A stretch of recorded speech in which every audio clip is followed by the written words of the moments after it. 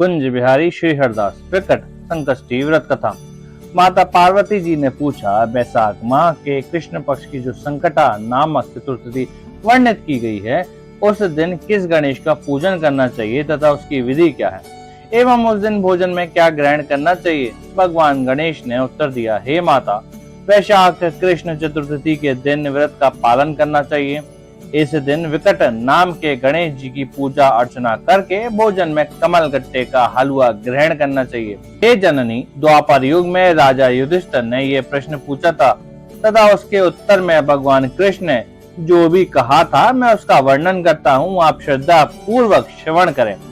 श्री कृष्ण ने कहा, हे राजा युधिष्ठिर, जिसने इस कल्याण प्रदायिनी चतुर्थी का व्रत किया है तथा उसे जो भी फल प्राप्त हुआ है मैं उसका वर्णन कर रहा हूँ।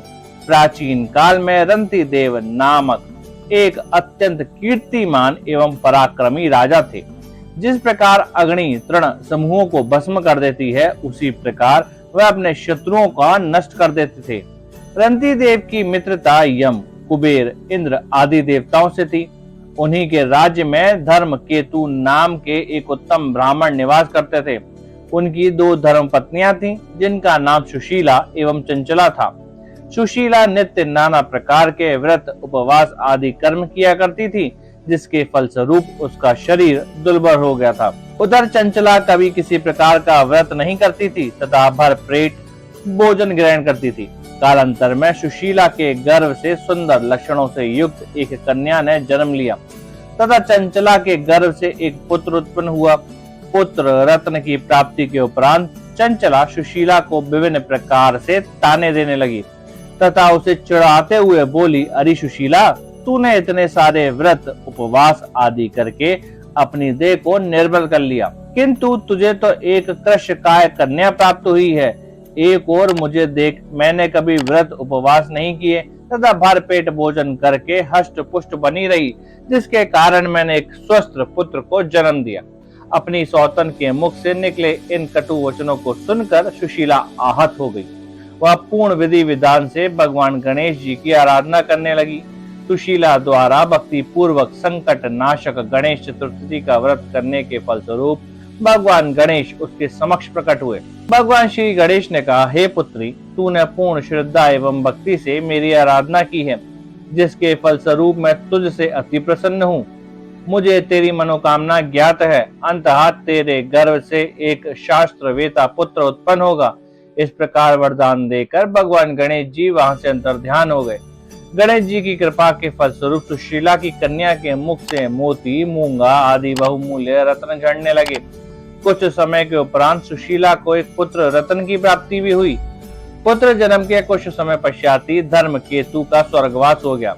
धर्म केतु की मृत्यु के उपरांत चंचला उसकी समस्त धन संपत्ति लेकर अन्यत्र निवास करने लगी, परंतु कन्या के मुख से मूंगा, मोती आदि बहुमूल्य रत्न उत्पन्न होने के कारण सुशीला ने अल्पकाल में ही अत्यधिक धन संचित कर लिया। सुशीला के धनवान होने के कारण उसकी सौत चंचला उससे ईर्ष्या करने लगी। एक दिन सुशीला की कन्या कुएं पर जल भर रही थी। उसी समय चंचला ने उसे कन्या को कुएं में ढकेल दिया, किंतु गणेश जी ने उस कन्या की रक्षा की। वह सुरक्षित अपनी माता के समीप आ गई। उस कन्या को जीवित देखकर चंचला का हृदय परिवर्तन हो गया तथा वह विचार करने लगी कि जिस जीव की रक्षा स्वयं ईश्वर करता है, उसे भला कौन मार सकता है।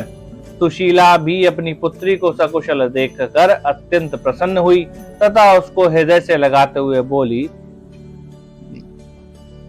श्री गणेश जी की कृपा से तुझे पुनः जीवन प्राप्त हुआ है। मेरे गजानन ही अनाथों के नाथ हैं, वह अपने भक्तों की सदैव रक्षा करते हैं।